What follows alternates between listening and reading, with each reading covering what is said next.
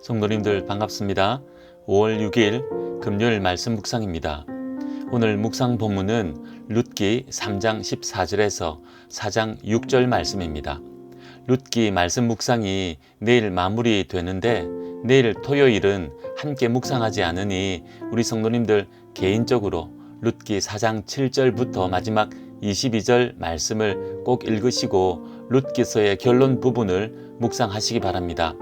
하나님께서 보아스를 통해 나오미와 룻을 어떻게 회복하시고 축복하셨는지, 그리고 보아스와 룻 사이에서 태어난 오벳을 통해 하나님께서 당신의 계획을 어떻게 이루어 가시는지 묵상해 보는 우리 성도님들 되시기 바랍니다.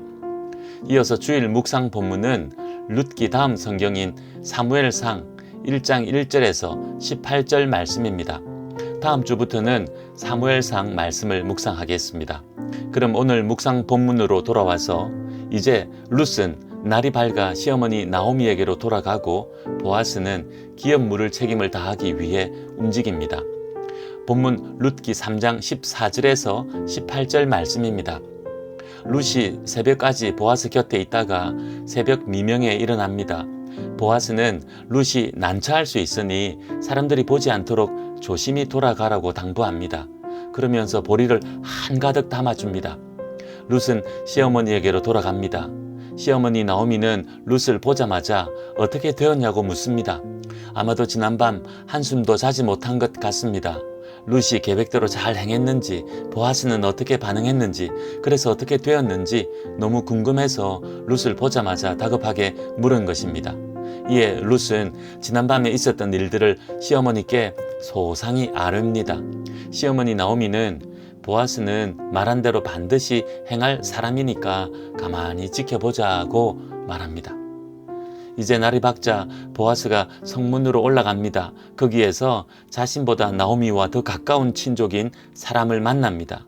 그리고 성읍 장로들을 불러 기업물을 자를 정하려고 합니다. 본문 4장 1절에서 6절 말씀입니다.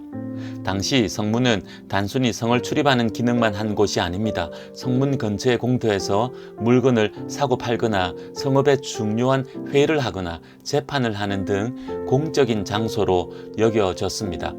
보아스는 날이 밝자 그곳으로 간 것입니다. 그곳에서 마침 나오미의 가까운 친족인 기업물을 자를 만납니다. 그리고 성읍 장로들을 부릅니다. 이제 공식적으로 나오미 집안의 기업물을 자를 결정하려고 재판을 요청한 것입니다. 본문 3절에서 보아스는 나오미가 엘리멜렉의 소유지를 팔려 한다고 합니다. 그 소유지를 구입하여 기업을 무르게 해야 한다는 것입니다. 이 당시 여자는 땅을 소유할 수 없었습니다.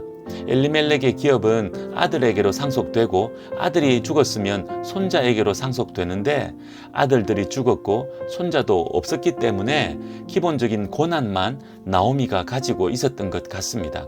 보아스는 계속해서 장로들과 증인들 앞에서 나오미와 더 가까운 친족에게 기업 물을 우선권이 있다 하면서 엘리멜렉의 소유지를 사서 기업을 무르겠냐고 묻습니다. 만약 무르지 않으면 다른 기업 물을 자가 없기에 자신이 기업을 무르겠다고 말합니다. 그랬더니 가까운 친족이 기업을 무르겠다고 말합니다.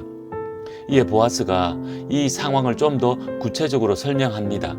기업을 무르게 되면 엘리멜렉의 소유지를 가지게 되는 것이 아니라 나오미의 며느리 룻과 결혼해야 하고 그녀를 통해 태어날 아들에게 그 기업을 돌려주어 엘리멜렉의 기업이 계속 유지되게 해야 한다고 말합니다. 그래도 기업을 무르겠냐고 묻습니다. 그랬더니 가까운 친족이 자신에게 손해가 날 것이 분명하니까 기업을 무르지 못하겠다고 2번이나 말하면서 물러섭니다. 그렇게 하여 공식적으로 보아스가 기업을 무르게 되고 룻과 결혼하게 됩니다. 이후 일어나는 일은 내일 묵상 본문에 기록되어 있으니 성도님들 개인적으로 꼭 읽으시고 묵상하시기 바랍니다. 그럼 오늘 본문을 묵상해 봅시다.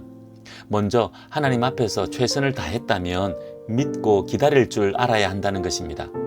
오늘 본문 3장 18절에서 나오미는 룻에게 내 딸아 이 사건이 어떻게 될지 알기까지 앉아 있으라고 말합니다. 이제껏 하나님이 주신 마음으로 최선을 다했습니다. 나오미는 나오미대로, 룻은 룻대로 말입니다. 그렇게 하여 오늘까지 온 것입니다. 그리고 이제는 기다려 지켜보는 것만 남았습니다. 사실 보아스가 이를 성취하는 적극적인 사람이지만 보아스보다 앞선 기업 물을 자가 자신이 기업을 물으겠다고 결정한다면 나오미의 계획은 수포로 돌아가고 룻의 순종도 의미 없어지는 것입니다. 이런 변수가 아직 남아있는 상태입니다.